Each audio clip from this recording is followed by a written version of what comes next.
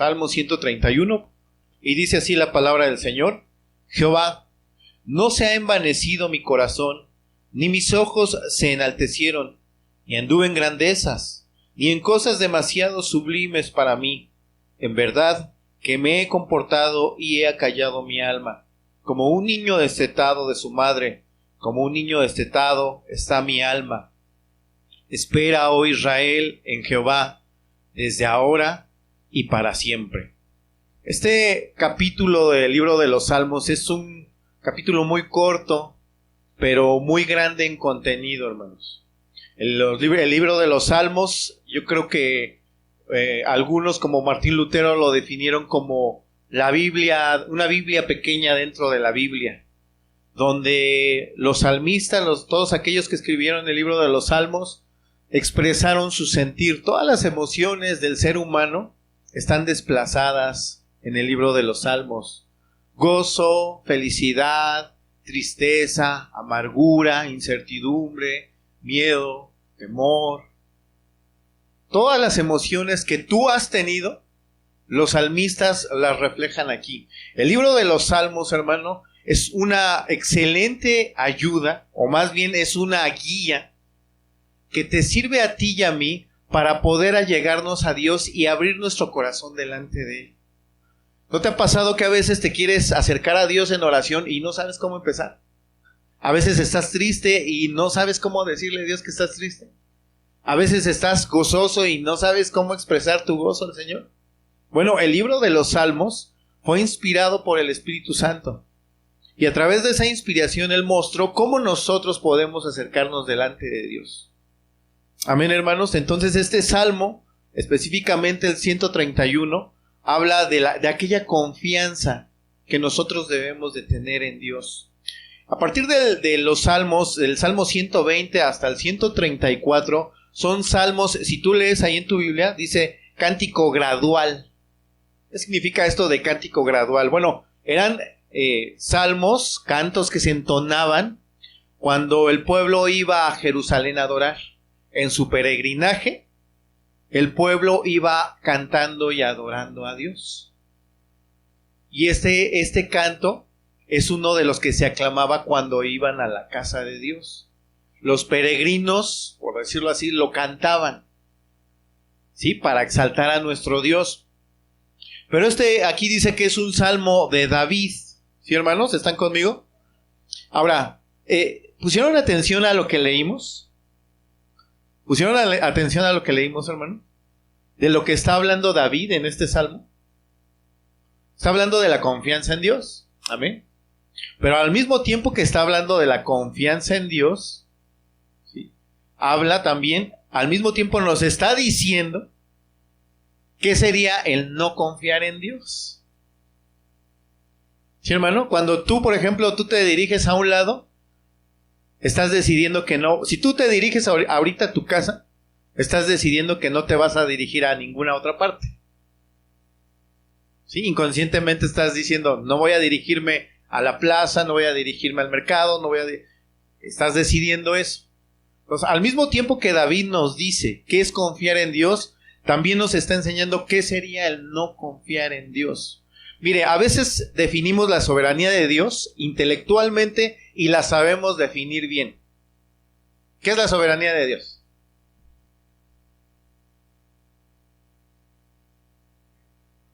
Él tiene control. Es una definición sencilla, ¿no? Hasta cierto punto sencilla, ¿no? Claro que conlleva muchas cosas. Pero ¿sabe qué es lo complicado realmente? Vivir bajo esa soberanía de Dios. Por ejemplo, hermano, tú estás contento, hablando de la situación económica en la que estás. ¿Estás muy contento con la situación con la que estás ahorita? ¿Tienes contentamiento? ¿Hermanos? ¿Tienes contentamiento? Bueno, no me conteste a mí, pues contéstese, porque ya vi que está viendo así como, ¿quiere que se lo diga? O no me lo diga, pues. Pero piénsalo. ¿Estás contento con la situación que tienes ahorita? Muchos no estamos contentos. Y si no estamos contentos, entonces ahí es cuando se complica entender la soberanía de Dios. Porque es Dios el que quiere que tú estés en esa situación. Hay falta de contentamiento. Ve cómo es fácil definir la soberanía de Dios, pero vivirla no es tan fácil. Porque si yo estoy confiando en Dios, y confío que Él es soberano, y confío que Él es más sabio que yo, entonces debo de confiar que en lo que estoy viviendo es lo mejor para mí. Pero lamentablemente, o la mayoría de las veces, o la mayoría del tiempo, no vivimos de acuerdo a esa verdad. No vivimos de acuerdo a esa... Vivimos en una manera ansiosa, de una manera temerosa. Mire, con esta situación de la pandemia, mucha gente vive en miedo, en temor, en incertidumbre. Déjame decirte que si tú vives en incertidumbre, te está faltando la fe. Porque los hijos de Dios sabemos exactamente a dónde vamos. O sea, no hay duda, nuestro camino está bien definido, hermano. Si tú vives en temor, si tú vives en miedo, si tú vives en incertidumbre, eso es un claro síntoma de que tú tienes falta de fe, de que yo tengo falta de fe. Falta de confianza en Dios. Ahora, ¿por qué pasa esto, hermano? Si tú te fijas, por ejemplo, en el Salmo, ahorita lo vamos a ir desglosando poco a poco. Pero dice ahí en el 131, en el verso 1, dice que ni anduve en grandezas, ni en cosas demasiado sublimes para mí. Nuestro hermano Juan hace rato comentaba que ahorita se ha despertado un espíritu emprendedor, que a todo el mundo quiere ser emprendedor ahorita. Todo el mundo tiene unos sueños hasta como por acá, de que vamos a hacer este negocio, de que vamos a hacer este otro, de que... ¿Y qué cree? Que una parte muy pequeña, con respaldos económicos muy fuertes, solamente son los que pueden lograr eso. Y vive gente frustrada porque no puede llegar a ese punto en el que él mismo se propuso llegar. La pregunta es, ¿Dios quiere que llegues a ese nivel que tú te has propuesto? Nivel entre comillas. ¿O tu mente ya se está yendo a cosas demasiado sublimes, demasiado altas para ti? Porque a veces nosotros, ¿sabe dónde está el problema, hermano? ¿Sabe dónde radica el problema? En la mente. Empezamos a imaginar cosas. Es que si yo tuviera mejor esto, es que si yo tuviera mejor el otro, es que si yo no tuviera esto, o si no hubiera pasado aquello, o si no hubiera pasado el otro. Y empezamos en nuestra mente a maquinar lo que sería o lo que no hubiera sido si hubiéramos hecho o dejado de hacer ciertas cosas.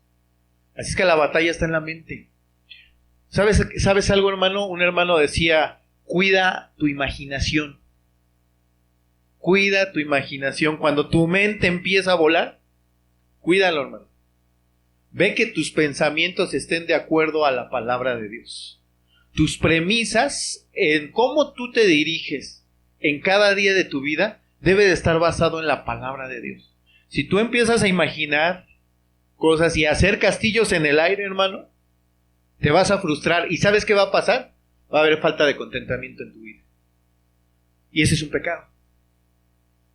El que tú tengas falta de contentamiento en tu vida es pecado. Que tú no estés conforme con lo que Dios te da. Dice la palabra de Dios, teniendo sustento y abrigo. ¿Qué? Pero nuestra mente empieza a divagar, nuestra mente empieza a engañarnos, nuestra mente empieza a tener falta de fe. Y se refleja, hermano. Ahora, ¿quieres saber si tú tienes falta de fe o no tienes falta de fe? Te voy a dar algunos síntomas. Si tú tienes alguno de estos síntomas, ahora vamos a hacerle como el hermano Moy de doctor. Si tú tienes alguno de estos síntomas, tienes falta de confianza en Dios, tienes falta de contentamiento, tienes falta de fe. Temor, miedo, ansiedad, depresión, desesperanza, culpa, angustia, congoja, inquietud, tristeza, zozobra, sofocación, agobio. Pero una inequívoca es la depresión. Si tú estás deprimido, hermano, no creas que es pobrecito de ti. Es que más bien estás pensando demasiado en ti. Y has dejado de poner tu mirada en Dios para ponerla en ti. Y por eso el título es Confianza en Dios y no en nosotros. ¿Por qué? Porque cuando nosotros empezamos a confiar en nosotros mismos vienen todos estos síntomas, en automático. Si tú piensas que tú eres el que puedes hacer las cosas, el que tienes la capacidad en ti para prever tu futuro, estás equivocado, hermano. A mí luego se me acerca la gente que conozco y me dice, no, pues es que ahorita ya no se puede organizar algo para el futuro. Y yo le digo, ¿y cuándo se ha podido? Si no sabemos si vamos a morir el día de mañana. Ahora, la Biblia habla de que debemos de ser previsores, pero también habla de que no nos debemos de afanar. Son dos cosas diferentes. Una cosa es ser previsor, como las hormigas dicen Proverbios, ¿no? Mira a la hormiga, oh perezoso, que sin tener capitán prepara su comida para el invierno. Eso está bien. Pero la palabra de Dios condena el estar afanosos, ansiosos, como lo que ahorita veíamos. ¿Sí se entiende esa parte, hermanos? ¿Se entiende esa parte? Una cosa es prever para el futuro, ¿sí? Y otra cosa es estar en ansiedad. Entonces, ¿qué tiene que ver esto con nuestro tema? Mucho, hermano. ¿Cuál es la raíz de que yo no pueda confiar en Dios, de que yo esté ansioso, de que yo esté preocupado y temeroso? ¿Sabe cuál es la raíz? El orgullo. El orgullo. Y ahorita lo vamos a ir viendo. Bueno, ahorita vamos a ver ese texto, pero Jesús dice que si tu yugo es difícil, ¿qué? Que tomes el de Él, ¿no? Que es ligero. Y luego dice, y aprended de mí, que soy manso y humilde. Y uno dice, bueno, ¿y qué tiene que ver una cosa con la otra? Bueno, es que cuando nosotros somos orgullosos, somos soberbios, automáticamente, hermano, viene congoja a nosotros, porque empezamos a confiar en nosotros mismos. ¿Qué fue lo que le pasó a Adán y a Eva? ¿Qué fue lo que sintieron después de que pecaron? Inmediatamente ellos pecaron cuando Dios se paseaba en el huerto. ¿Qué fue lo que pasó? ¿Qué sintieron ellos? Vergüenza y miedo. ¿Por qué? Porque ellos habían hecho la definición de qué era lo que estaba bien y qué era lo que estaba mal. Y no solamente eso, sino que cuando Dios les pidió cuentas, ¿qué fue lo que dijo Adán? Él echó inmediatamente la culpa a Eva. ¿Eva qué hizo? Le echó la culpa a la serpiente, y la serpiente pues ya no tuvo a quién echarle la culpa. Si no, también le hubiera dicho. Pero eso es lo que pasa, hermano. El pecado genera más pecado. Amén, hermanos. ¿Sí están conmigo o tienen sueño, hermanos? Comieron y les dio el mal de cuando les dan después de cuando comen. Amén, hermanos. Ahora vamos a dividir estos versículos en tres partes. La primera parte va a ser las causas de la falta de confianza en Dios.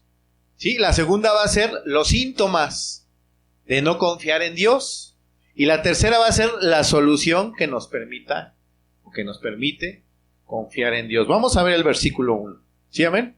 Dice, Jehová, no se ha envanecido mi corazón, ni mis ojos se enaltecieron, y anduve en grandezas y en cosas demasiado sublimes para mí. Ahora, recuerde que este salmo lo escribió David, y se cree que este salmo lo escribió cuando estaba siendo perseguido por Saúl. ¿Usted se acuerda cuando fue David perseguido por Saúl? Primero fue que David mató a Goliat, y después David empezó a ser un hombre de renombre entre el ejército del rey. Cuando llegaron de una batalla, las mujeres empezaron a cantar, ¿no? Saúl mató a 1000, David a sus 10,000. ¿Y qué pasó en el corazón de Saúl? Se llenó de enojo, de envidia, de todo. ¿Sí? Y después Saúl procuró matar a David. y estuvo siendo perseguido. David tuvo la oportunidad de matar al rey, sí, pero no lo hizo. De hecho, con los que él estaba le decían, tienes la oportunidad ahorita, acaba con él. Y David no quiso. Entonces, David sabía, hermano, David sabía que no era el momento en el cual él tenía que tomar eso que Dios ya le había prometido. Y David con eso estaba contento. Pero ¿qué pasa si David hubiera dicho, no, sí, ahorita me lo echo? Saco la espada y... Todavía Saúl era el ungido de Jehová, porque David lo dice. Todavía le pertenecía a ese cargo que Dios le había dado. David tuvo contentamiento y David pudo decir, no, todavía no es mi hora. Y por eso, lo que hace rato les comentaba, tú en la situación que ¿estás contento? Y no estoy hablando de la situación espiritual, hermano. Porque no voy a decir, no, bueno, pues yo por eso ya me conformé con nada más hasta aquí, voy a la iglesia. No estamos hablando de esa situación. En las cosas espirituales sí tiene que buscar uno meterse más con Dios, ser más como Cristo, leer las escrituras, hacerse una disciplina espiritual para nuestro crecimiento. Pero hablando de las cosas que este mundo, en las que este mundo nos rodea, ¿estás contento? ¿Le das gracias a Dios por el hogar que tienes, chico, grande, mediano, como esté? ¿Le dices gracias a Dios? ¿Das gracias a Dios por eso? ¿O sabe cuál es el problema? Que creemos que nos merecemos más. Creemos que ese es el orgullo. Pues es que, ¿cómo voy a estar así? A ver, espérate. Da gracias a Dios que siquiera eso tienes. No merecerías ni eso que tienes. No lo merecerías. El problema es que nosotros creemos que nos merecemos más. Y como creemos que nos merecemos más, pues hay falta de contentamiento. Y eso es orgullo. El creer que yo merezco más. Mire, es más, a veces pasa esto, hermano. Tú estás orando y leyendo. Y crees que Dios está en la obligación de bendecir todo lo que hagas. Porque tú estás orando y estás leyendo, estás yendo a la iglesia, estás cumpliendo, y pones a Dios, o ponemos a Dios como nuestro deudor. Señor, yo ya hice esto, O sea, ¿vas tú? Pues me tienes que bendecir. Yo creo que Dios me va a bendecir porque yo ya hice esto, yo ya hice el otro, yo ya hice aquello. ¿En verdad, hermano? Muchas de las veces, hermano, ponemos a Dios en ese asiento como nuestro deudor. Y Dios no es deudor de nadie. Lo escuchábamos en la mañana. Todo lo que tenemos, todo lo que Dios nos ha dado, no lo merecemos, pero Él nos lo da por su misericordia. Él nos lo da porque, como un padre que ama a su hijo, nos provee todas nuestras necesidades. Y aún a los que no lo conocen y aún a los que no lo honran, Dios es bueno. Dice que la palabra de Dios que Él hace salir su sol sobre buenos y malos. Entonces, aquí está hablando de que David no estaba en su corazón diciendo, no, pues yo merezco más, yo ya merezco ser el rey. Además, todo el tiempo que he sido perseguido. Además yo maté a Goliat. Además yo hice esto, además yo hice el otro. No. David tenía una actitud sumisa. Pero la falta de contentamiento y el orgullo, hermano, eso hacen que no tengas confianza en Dios, sino que tú estés confiando en ti mismo. ¿Sí se está entendiendo, hermano? Amén, hermanos. Nada más el hermano Moy entendió. Ya vamos a tener que ir alternando a los hermanos porque creo que vienen comiditos y ya como que vienen relajaditos, ¿verdad? Y los hermanos, pues los hermanos de la mañana vienen más despiertos. Amén, hermanos. En el versículo 2 dice: en verdad me he comportado y he acallado mi alma. Ahora fíjese la imagen que da ahí. Como un niño destetado de su madre, como un niño destetado está mi alma. Y aquí entramos al punto número 2. ¿Sí, hermano? ¿Cuáles son esos síntomas? Ya los dijimos. Ansiedad, miedo, temor, ¿sí? Depresión. ¿Qué es lo que hacía David para no entrar en eso? Dice que acallaba su alma. ¿Cómo la callaba? Dice que pone un ejemplo que como un niño destetado de su madre. Cuando un niño apenas está tomando pecho de su madre, ¿sí ha visto que da unos gritos? Porque no sabe si le van a dar o no le van a dar. Pero ya cuando está más grandecito, la mamá ya tiene hasta un horario, ¿no? Y ya el niño sabe. Y el niño está confiado de que su mamá le va a dar el alimento. Ya no es como al principio que gritaba y lloraba, ¿no? Ya se va haciendo como en un horario el mismo niño. Y la mamá ya sabe lo que tiene que hacer. Bueno, pues con esa confianza debemos de acercarnos a Dios. Sabiendo y entendiendo que Él suple y provee cada una de nuestras necesidades. El problema que tenemos es que nosotros queremos ser los que provean esas necesidades. Y por eso viene toda esa situación, hermano. Saúl, ¿qué síntomas tenía, hermano? Por confiar en él mismo. ¿Acaso no se deprimió? ¿Acaso no su orgullo lo hizo tener miedo constantemente? Él tenía miedo de David. Decía, David me va a venir, me va a atacar. Él siempre vivió en temor después de que pecó contra de Dios. Y todos esos síntomas que Saúl tuvo, David no los tuvo. Porque David fue la parte contraria.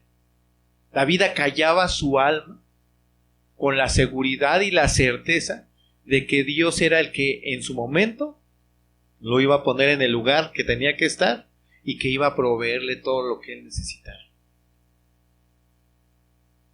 Entonces, yo no sé, hermano, la situación que hayas estado pasando en estos días, en estos meses, ¿sí? Mucha gente se amarga, ¿sabe por qué? Porque espera que otro haga el trabajo que solo Dios puede hacer. Es que a mí no me hablan, a mí no esto, a mí... Esperando siempre de los demás. Ahora tenemos una responsabilidad como iglesia, sí. Pero no esperes de los demás, hermano. No esperes de los demás. Acalla tu alma. Acalla tu alma con la palabra de Dios. Con Cristo. Nadie te va a traer satisfacción. Nadie te va a traer esa paz interior que necesitas más que Él. ¿Quieres la paz que te ofrece el tener una cuenta en el banco? Se puede acabar. Gente muy, muy rica, con todos sus millones, de todos modos se murió. De todos modos, por falta de algo tan que tú y yo ahorita gozamos, hazle así. Por este oxígeno que podemos respirar y que Dios te da la capacidad en tus pulmones de que lo puedas hacer. Gente con muchísimo dinero no pudo hacer eso. Tan sencillo como lo que ahorita estás aquí sentado. Acalla tu alma con la palabra de Dios. Fundamenta tu vida con la palabra de Dios. No esperes, hermano, de los demás. ¿Sabe por qué mucha gente vive amargada? Y de verdad, hermano, la amargura se expresa hasta en el rostro. Tú puedes ver a una persona cuando está amargada. Es muy obvio, lo refleja. No es necesario que seas psíquico o que seas psicólogo. Una persona cuando está amargada lo va a reflejar. Y no solamente lo va a reflejar en su cara. Dice que de la abundancia del corazón habla la boca. Cuando esa persona, tú hablas con ella, lo único que es despotricar en contra de medio mundo. Todos tienen la culpa, todos tienen la culpa. menos él o ella. Entonces, David acallaba su alma con la palabra de Dios. Vaya conmigo a Mateo capítulo 11.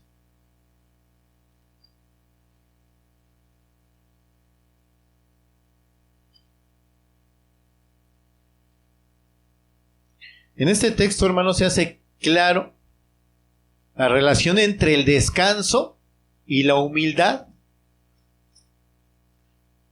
y entre el orgullo y la soberbia, hermano. Mateo capítulo 11, verso 25. ¿Lo tiene?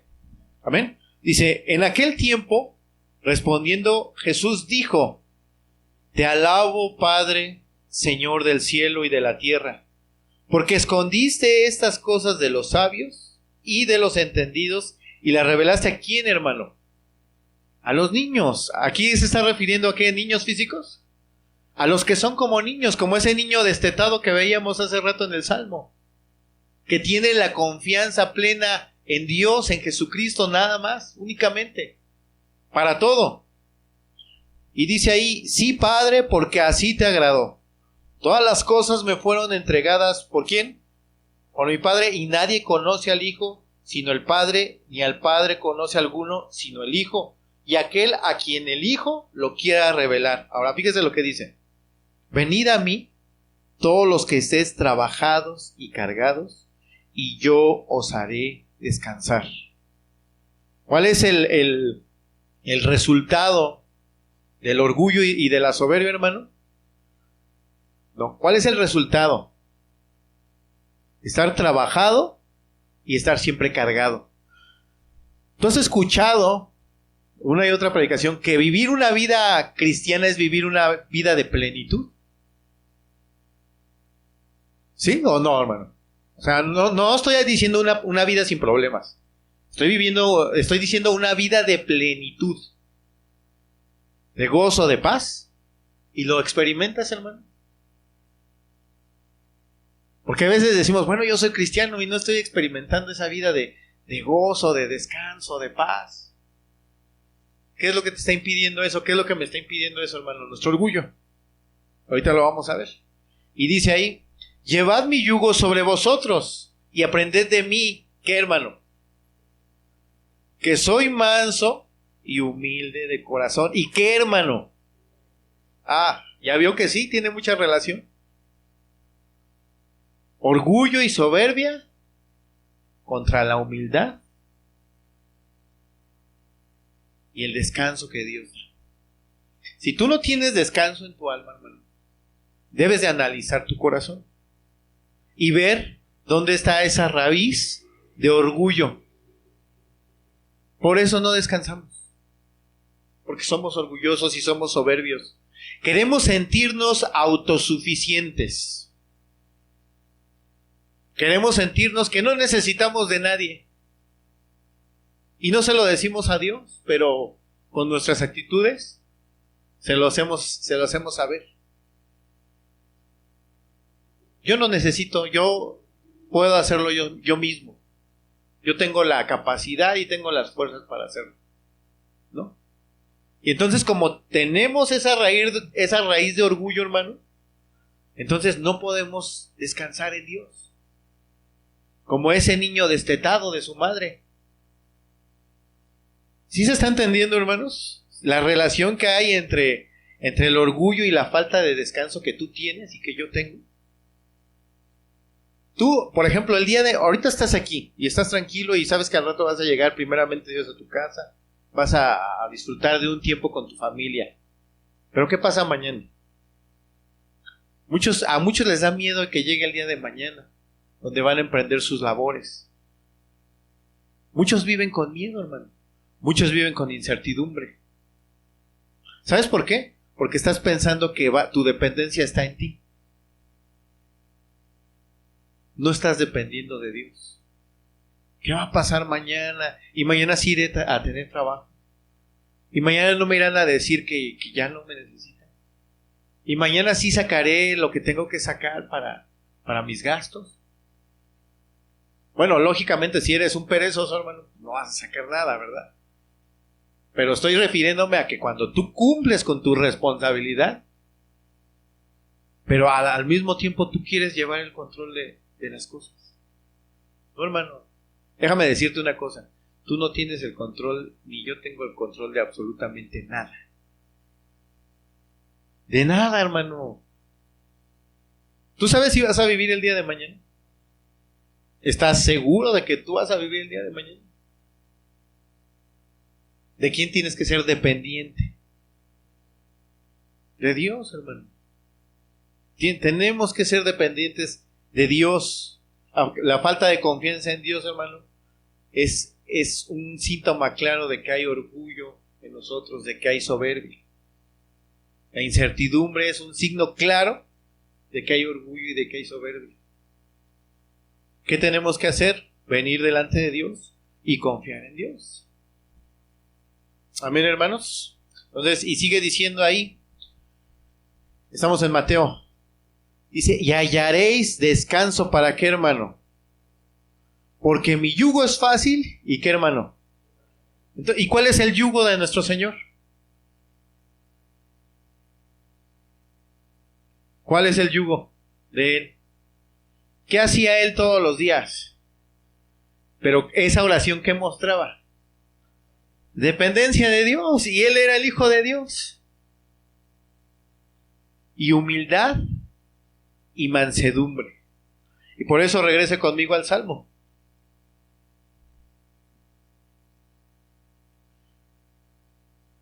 Dice, por eso dice en el 2, en verdad me he comportado y he acallado mi alma. ¿Cómo acallaba su alma?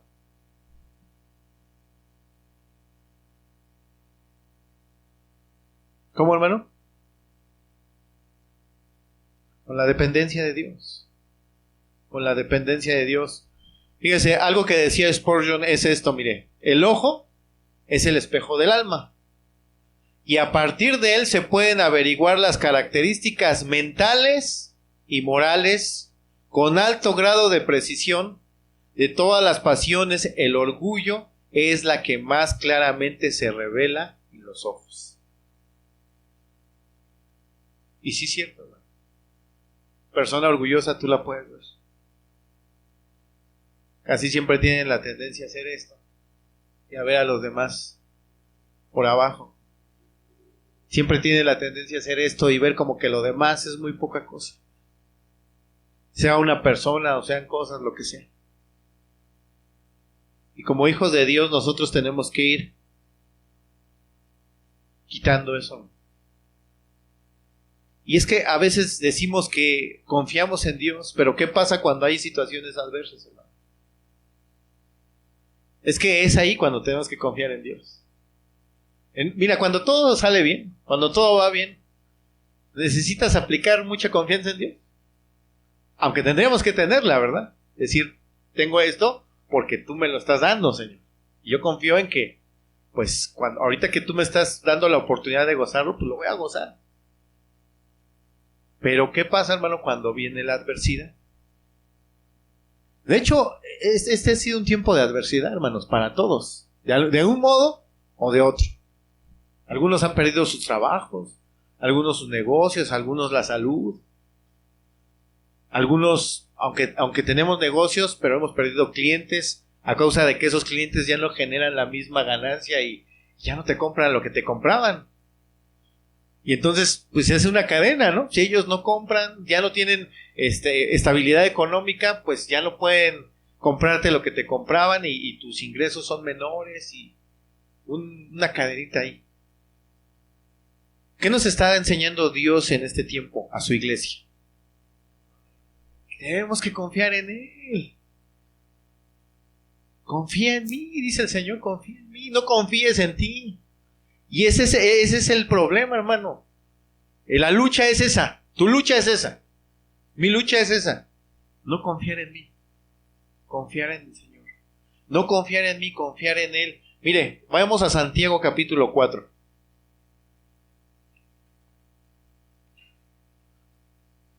Santiago capítulo 4.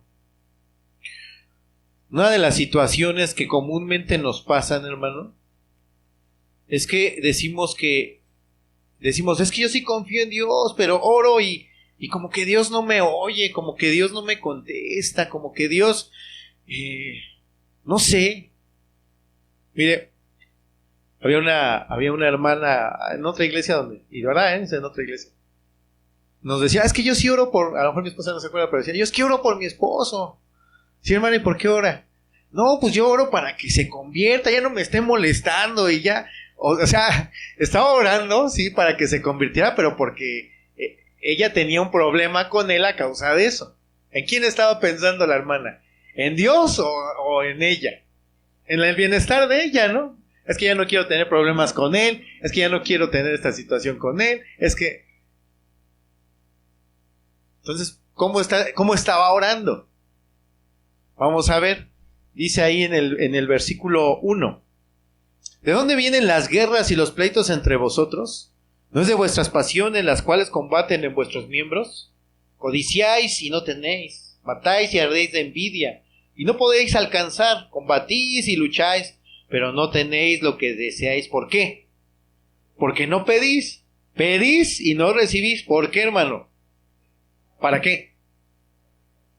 No, es que... No es porque yo quiera ser más como Cristo. O sea, la hermana si hubiera dicho, es que yo quiero que juntos vayamos y seamos igual a Cristo y caminemos en el camino. Sería diferente, ¿no? Pero lo que ella no quería era tener ya problemas con su esposo. Ya no quería que la estuviera molestando, ya no quería... No, ella decía, no, es que me saca de mis casillas y pues me vuelvo más impaciente y luego hasta pues nos peleamos ahí delante de mis hijos y decía, pero ella, y sí, yo la escuchaba, bueno, al menos cuando estábamos ahí, que oraba y oraba y oraba y oraba, siempre pedía por su esposo, hasta que yo un día sí le dije, hermana, es que está pidiendo mal, usted está orando por esto, pero no está orando primero para que Dios sea glorificado y después para que el alma de su esposo sea salva. Y ya de ahí como que sí oraba, pero ya no oraba tan fervientemente. Entonces ella estaba pidiendo para un beneficio para ella. Entonces tú y yo, ¿qué debemos de pedir, hermano? Cuando pedimos a Dios, ¿qué debemos de pedir? Que su nombre sea glorificado primero. Que a pesar de que sea una adversidad, que Él nos dé la fuerza para que ahí en la adversidad nosotros nos mantengamos firmes. Que su nombre sea glorificado y si es por el bien de otros, que también sea así. Amén, hermanos.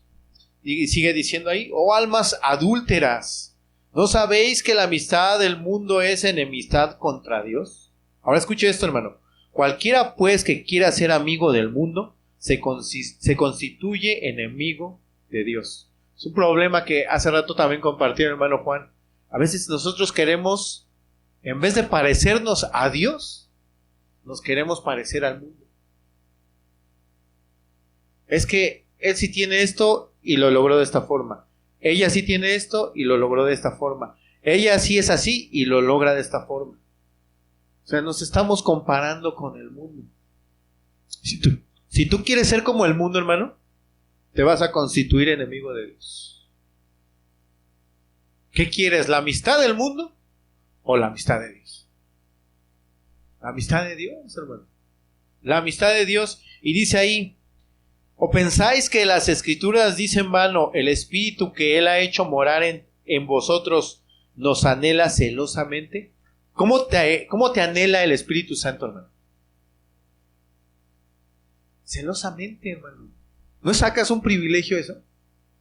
Que el Espíritu Santo te anhele celosamente. Que el Espíritu Santo, cuando ve que tú te quieres desviar, Él diga, no, tú eres de mi propiedad, tú eres mío, tú eres mía. ¿No es un privilegio, hermano? Dice ahí la palabra del Señor, sigue diciendo, pero Él da mayor gracia, ¿sí?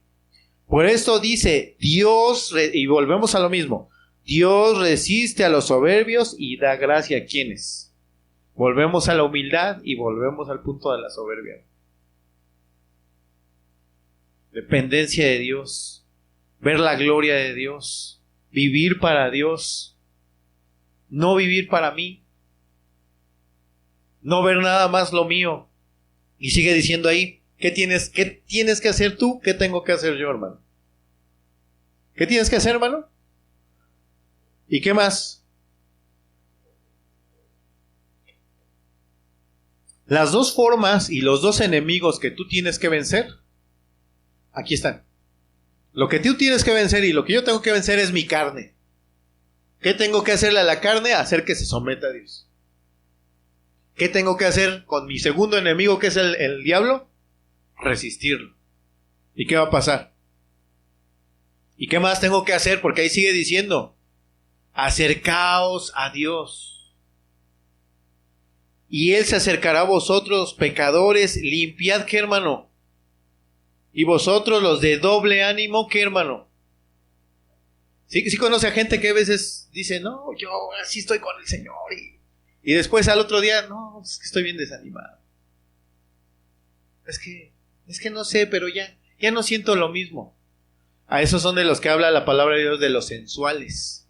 Que cuando sienten ganas, entonces sí están con todo. Y cuando no, pues... Y dice a estas personas, les dice, ustedes de doble ánimo purifiquen sus corazones, afligíos y lamentar y llorar, vuestra tristeza, vuestra risa, se convertirá en lloro, y vuestro gozo, ¿en qué, hermano? Humillaos delante del Señor y Él os exaltará.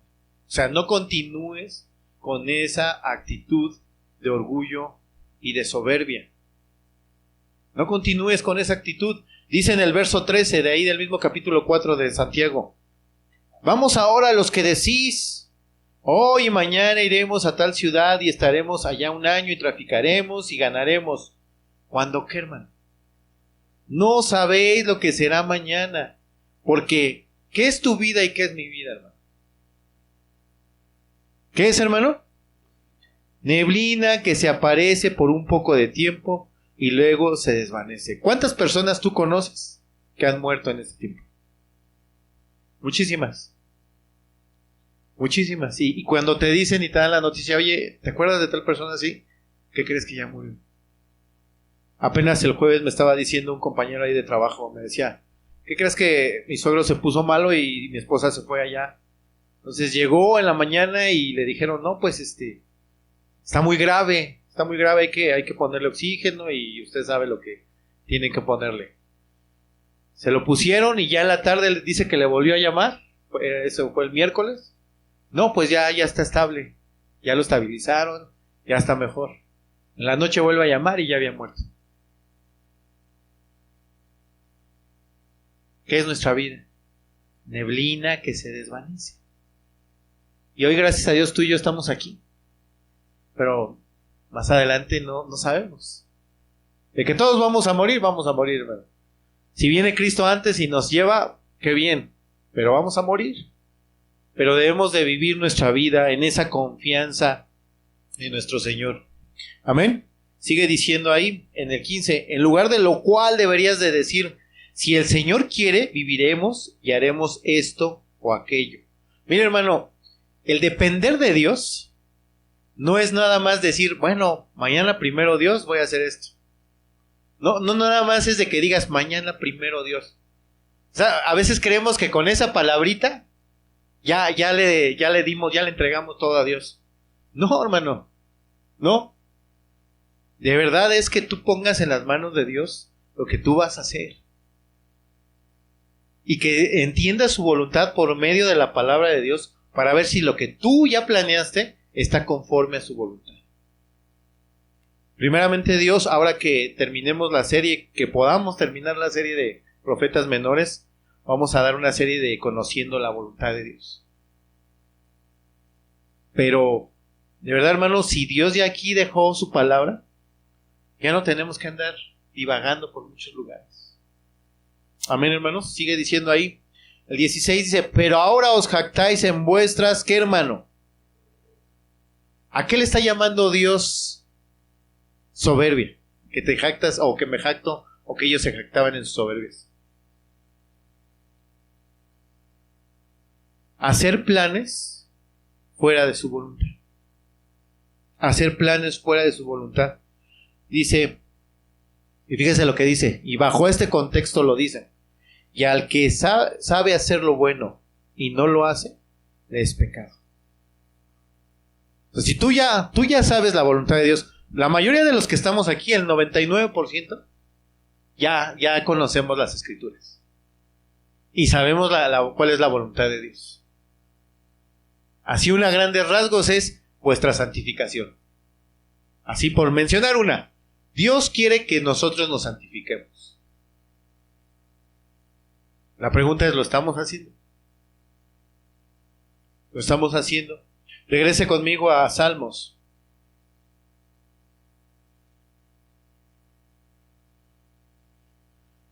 Y ahí en el verso 3...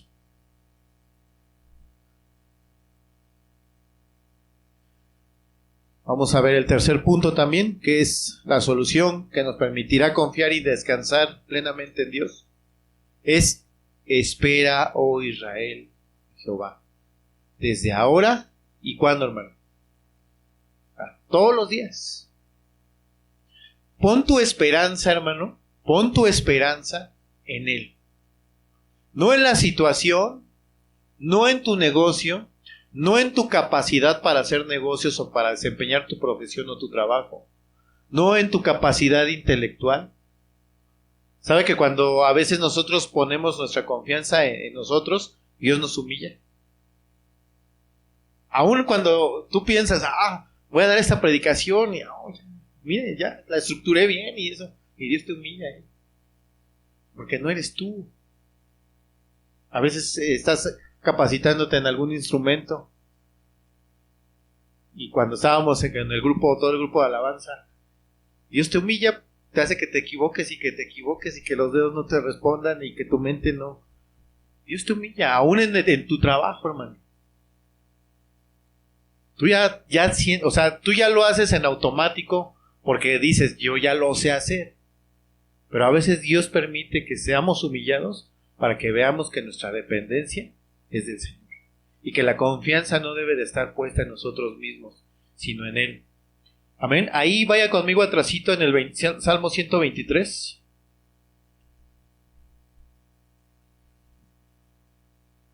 Amén.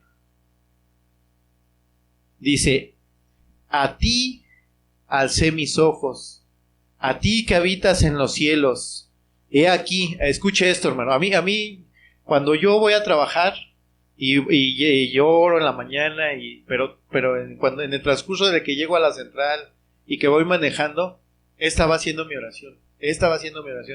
He aquí, como los ojos de los siervos miran a la mano de sus señores, y como los ojos de la sierva a la mano de su señora, así nuestros ojos mirarán a Jehová nuestro Dios, hasta que tenga misericordia de nosotros. O sea, Señor, hoy tú dame el alimento. Hoy tú. Señor, hoy tú dame la capacidad. Sé tú, Señor, ayúdame a glorificarte. Ayúdame a honrarte cuando compro, cuando vendo, cuando hago negocios, cuando trato a la gente, cuando platico. Ayúdame. ¿Lo hago al 100%? ¿No? Pero le estoy rogando al Señor que me ayude. Dice la palabra de Dios en Mateo: bienaventurados los pobres en espíritu, porque de ellos es el reino de los cielos. Esa actitud de humildad, de siempre una dependencia continua del Señor, es lo que Él quiere. Ahí mismo en Salmo 31, hermano.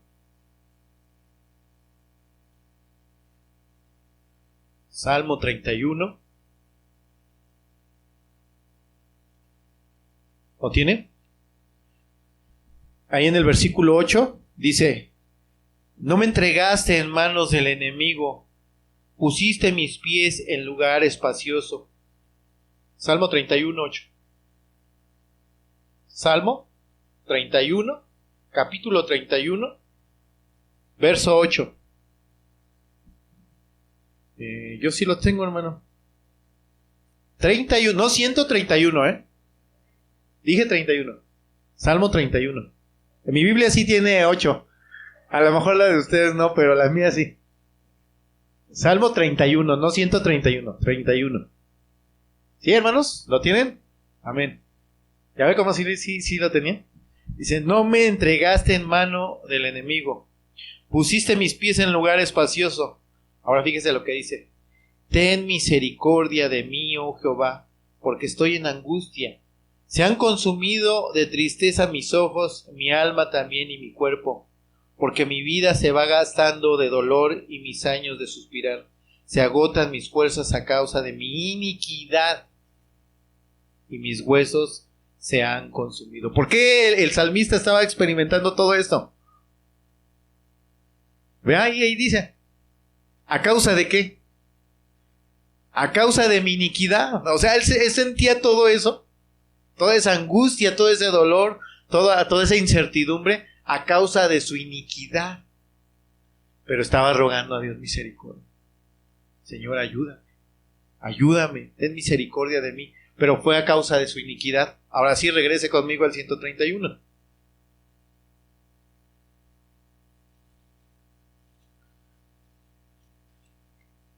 Y vamos a leerlo otra vez todo. ¿Qué es lo que tenemos que hacer, hermano? ¿Qué es lo que cómo debemos de presentarnos delante de Dios? Jehová, no se ha envanecido mi corazón. Debemos de presentarnos con un corazón no envanecido. Dice, ni mis ojos se enaltecieron. No debemos de presentarnos con nuestros ojos, con nuestro corazón humilde, manso. Ni anduve en grandezas ni en cosas demasiado sublimes para mí. Con contentamiento, hermano. Dale gracias a Dios de lo que tienes, de la esposa que tienes, del esposo que tienes, de los hijos que tienes. Dale gracias a Dios. En verdad que me he comportado y he acallado mi alma. ¿Qué tienes que hacer, hermano? Acalla tu alma. ¿Cómo? Como un niño destetado de su madre, como un niño destetado está mi alma, sabiendo que la provisión y el consuelo, la fortaleza, el que tú vayas siendo transformado, llevado a la imagen de Cristo, dependen enteramente de Dios. Amén.